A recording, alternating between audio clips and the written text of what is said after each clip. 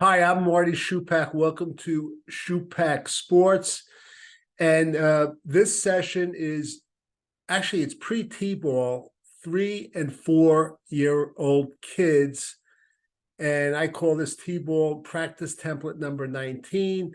And please, I urge you, please subscribe to Koufax Sports.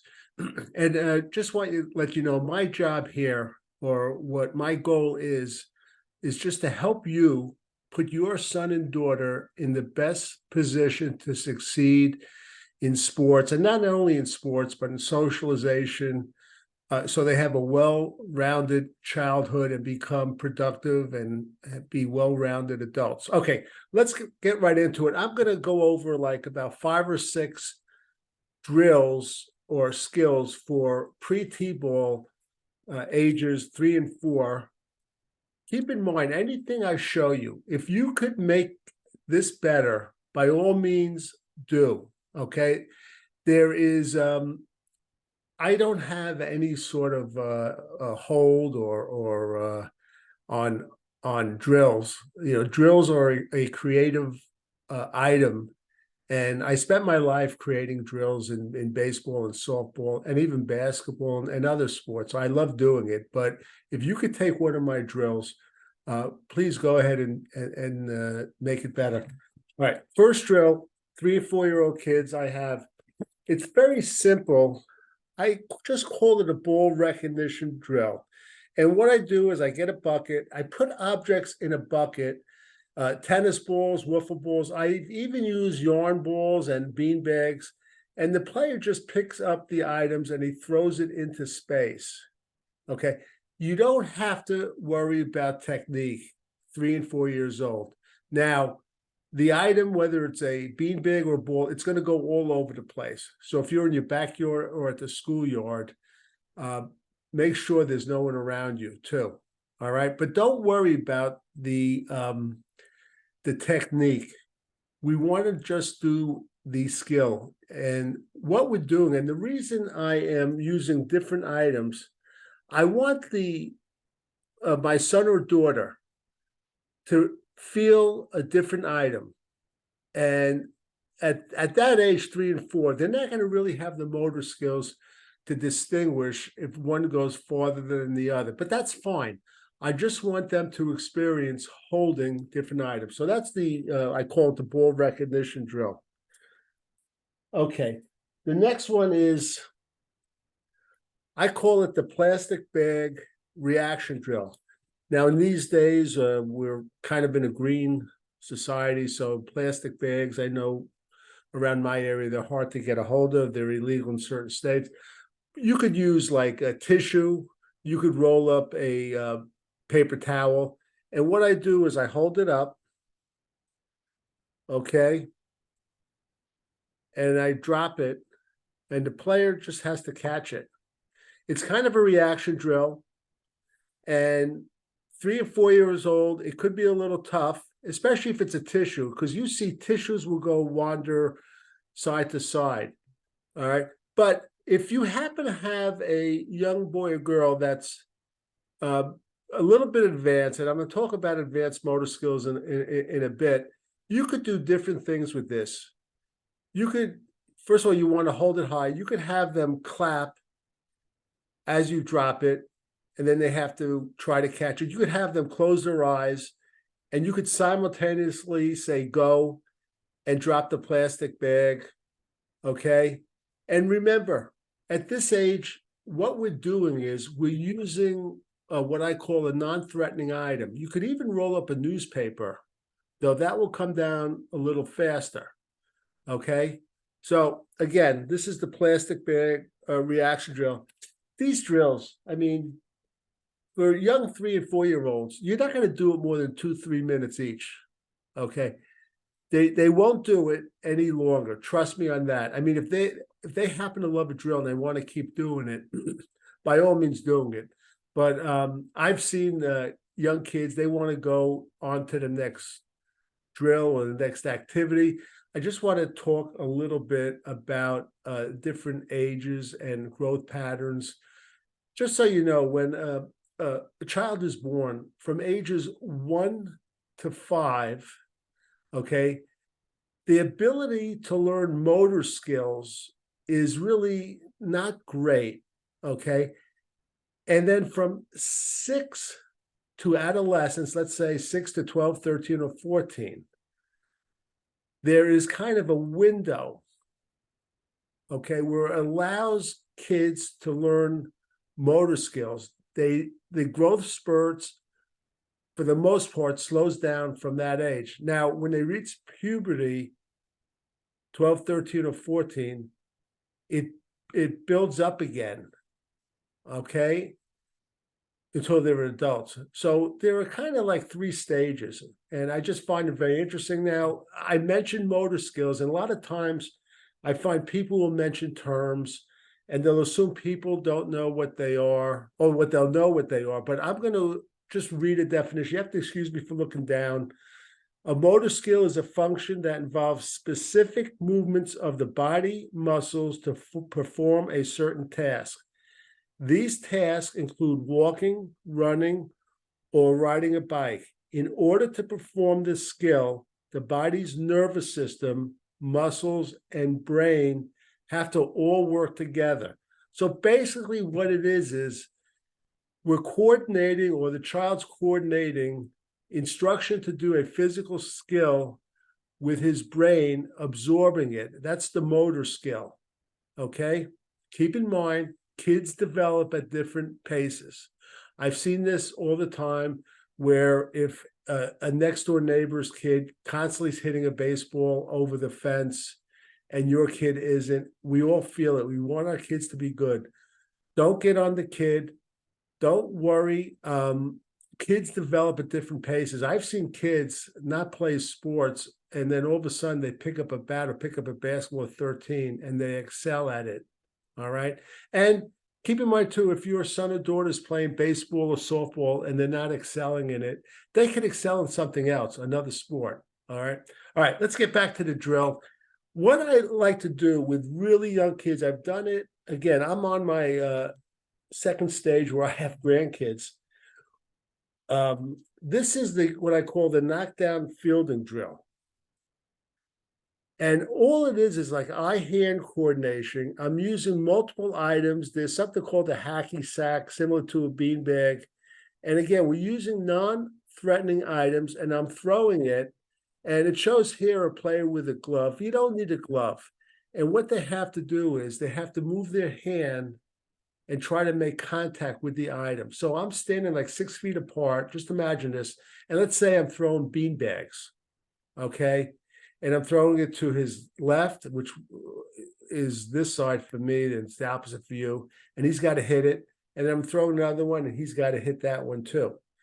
It's a good drill, and ideally you want to have the young 3 or 4-year-old with their fingers up, but it's not going to always work. They'll move their fingers to the side, one side and the other side. But it's good to measure eye-hand coordination. And again, keep in mind that kids advance at different levels. All right. Okay. Now, also remember, I say non-threatening items, and I've repeated this many times. The 2 biggest things that drive the kids away from a certain sport are embarrassment amongst their peers and injury. You have to overcome these 2. You have to use your common sense. And again, we want young kids to have a positive experience. I know I get texts and emails a lot of times saying I look through things through rose-colored glasses. It's not 100% true. When kids are young, you treat it differently than when they're 12 or 13 years old. You won't see a more competitive person than me when I'm coaching baseball, softball, or basketball on the sidelines. You could be a good parent, you could be a good coach, and when kids reach a certain age, you could be a fierce competitor, okay? There's plenty of time for competition. You just want kids to have a positive experience at a young age. All right. Talk about positive experience. I found that when I coached, I would do anything I could to have kids feel good or develop a skill, or if they're not sure. And an example is throwing a fly ball. I see kids that will duck away, they'll be scared. So what I did is I went out and I bought this, what I call the Scatch. And it's the Velcro ball, and it's a paddle, and they put the paddle on their hand, okay? And for my T-ball team, I would throw fly balls. For 3-4-year-olds, you could just have them in close, and you could do this after the previous drill when they're moving their hand. And what you want to do is you want to try to instruct them to try to make contact with the ball and the paddle, and it'll automatically stick, which is good because this is like the best type of positive reinforcement. Okay. And these used to be very expensive. They're very cheap now. And I always tell parents and people that contact me, don't spend money you don't have. You have plenty of items, household items around your house that you could use. This is a drill I call a color code drill, where you could take soft cover balls. You could either use a Sharpie, or you could use get something from Staples. They have these stickers, different colors. Put them on, and you could throw it to the young player. They don't have to catch it, but they have to yell out the color as the ball's coming to them. So let's say I have a bucket of 6 balls. 2 balls have a blue sticker on it. 2 balls have a red, 2 have a yellow. You could throw a ground ball and tell your son and daughter, yell out the color. They don't even have to catch it. They could just watch it go between their legs or to the side. What we're trying to do here is we're trying to get them, condition them to keep their head down and their eye on the ball, okay? So I'm a big believer in this with young T-ballers and pre-T-ballers. Use color codes on balls, or soft covered balls. And again, this is showing a glove. You don't need a glove for this. And a fun drill, which I like to do, and by the way, after this, I'm going to show you like what I call an advanced drill, which I've showed before. I like to get my young kids in close, and I like to build up like a pyramid on boxes, and on top, I put a cone. And I have them take a ball, and I tell them you have to knock down the boxes, and the cone has to come down. The kids love this. All right. Remember, teaching throwing could be frustrating, and especially 3 and 4 years old, pre-T ballers is tough. When they are aiming at an item, what that tends to do is it tends to steady their head a little bit more. When the head isn't steady, it'll move and the ball will go wild. Move them in close. I don't care if it's 4 feet apart.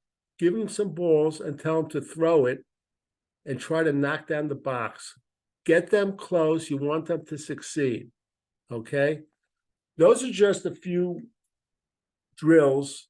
Again, some drills you could use reaction drills, items around your house. And I just brought an example. I call it the beach ball hit. And what I would do, and I did it with my kids, and I'm doing it now with my grandkids, I would put a beach ball on the ground, give them a big plastic bat, no style points. I don't care how they hold it. Again, I don't care if they hold it like this, and they have to hit it. Now, if you get your own 2 beach balls and 2 bats, they will copy you, okay? And just so you know, and I'll just show you one other item, you could also use, if you have an old tennis racket, again, you want to make it as easy as you can for them to succeed. Positive reinforcement. Again, we're talking about 3 and 4-year-old kids, and after that, T-ball. Now, when I talk about style points, I'll just relate a quick story I've told before, and then I'll get to an advanced drill. I was at my daughter's house, and I was with my grandson, and we had my daughter asked to bring out the batting tee, and I did, and we put the ball on the tee, and actually we did the old plunger drill, which if you've seen me, I've done it before, where you take a clean bathroom plunger and put a bigger size ball. Could be the beach ball you could put on it. All right. And then you work down to a smaller ball. And my grandson, he started out slow, but he started hitting it. And then my daughter said, Dad, he's holding the bat the wrong way. He's holding it by the sweet spot, and he's swinging with the handle. And at the time, excuse me, he was like 4 years old. And I told my daughter, listen, he's hitting the ball. Let it go. We'll have plenty of time to show him the right way. But at that age, don't worry about it. The activity is the most important thing, especially if he's succeeding. So we spent like 15, 20 minutes with my grandson hitting the ball off the tee, holding the bat the wrong way. Nothing wrong with it, okay? He's not going to get thrown in jail or anything. Next thing is, now kids, and I started doing this at T-ball. You're not going to be able to do it with 3 or 4, probably not. When you teach throwing, the biggest thing is kids don't bring their arm all the way back. And it would drive me crazy. And I would tell the kids what to do, and I would put their arm, and I'd say, you see how it feels? Say, yeah. And then I give them a ball, they go right back to throw it from the air. So what I did was, I took a freestanding bench, gave them a ball. I stood at the foot of the bench, okay? And I had them bring their arm down. And why I did this is because gravity will help their arm go all the way down. And the good part of this is they get to feel what it's like with their arm all the way back. Sometimes they think their arm's all the way back, and it isn't. So this is a chance for them to feel what it's like to have their arm all the way back. Remember, it's gravity, and it helps them, all right? Don't go out and buy a freestanding bench. I've used bleachers for this drill too.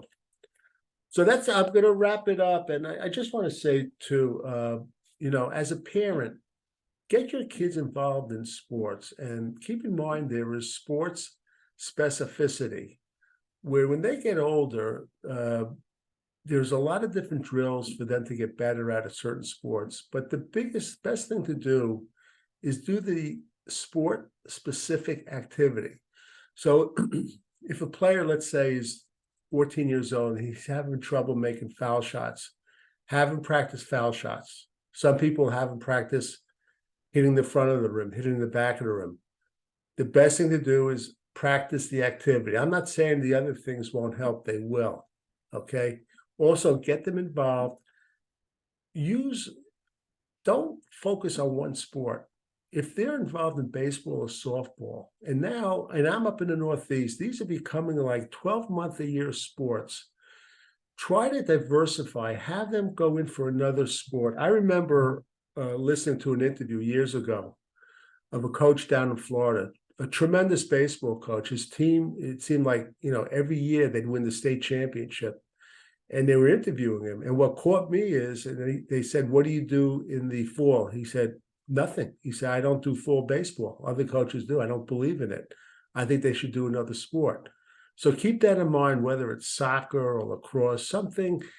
And if you're like me, I love baseball and softball, but you want to have the kids play a second sport. We're going to wrap it up. As far as products, the drills you just saw came from this book, T-ball drills. I urge you, you don't buy it if you don't have the money. Go to your reference desk at your library.